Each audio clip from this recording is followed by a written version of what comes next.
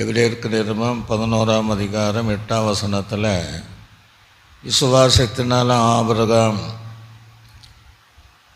தன் சுதந்திரமாய் பெறப்போகிற இடத்திற்கு போகும்படி அழைக்கப்பட்ட போது கீழ்ப்படைந்து தான் போகும் இடம் இன்னதென்று அறியாமல் புறப்பட்டு போனான் என்று வேதம் சொல்லுகிறது. இது ஆபிரகாமின் விசுவாசம், கீழ்ப்படுகிற விசுவாசம்.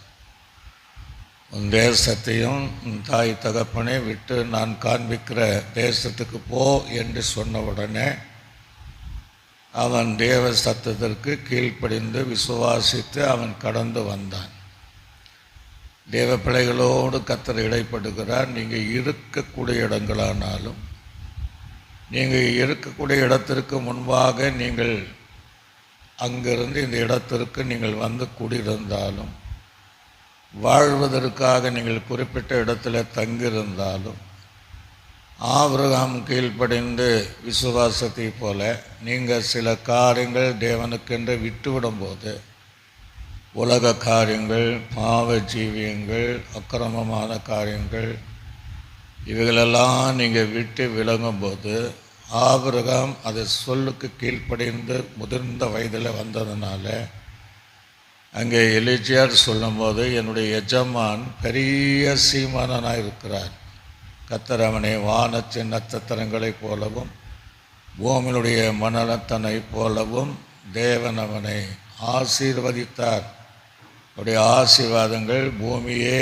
தாங்க முடியல என்று வேதம் தெளிவாக சொல்லுகிறது. இன்றைக்கு கர்த்தர் உங்கள் வாய்க்கால் அதான் செய்ய போகிறார்.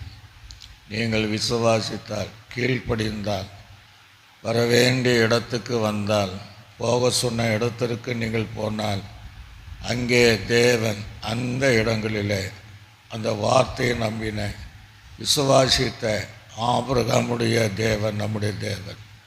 விசுவாச மார்க்கத்தார் ஆபிரகாமுக்குள்ளே ஆசீர்வதிக்கப்படுவார்கள் என்று வேதம் சொல்லுகிறது.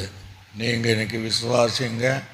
இப்பொழுது இருப்பதை பார்க்கலாம் பிதாக்களின் தேவன் சொல்லியிருக்கிறபடி உங்களை 1000 மடங்கு கர்த்தர் ஆசீர்வதிப்பார். உங்களை வாலாக்காமல் தலையாக்குவார், நீங்கள் கீழாக்காமல் மேலாக்குவார். உங்களை குறித்து மற்றவர் சொல்லுவாங்க, கர்த்தர் இவங்களை விசுவாசித்தனால இவர்கள் ஆசீர்வாதமாக இருக்கிறார்கள்.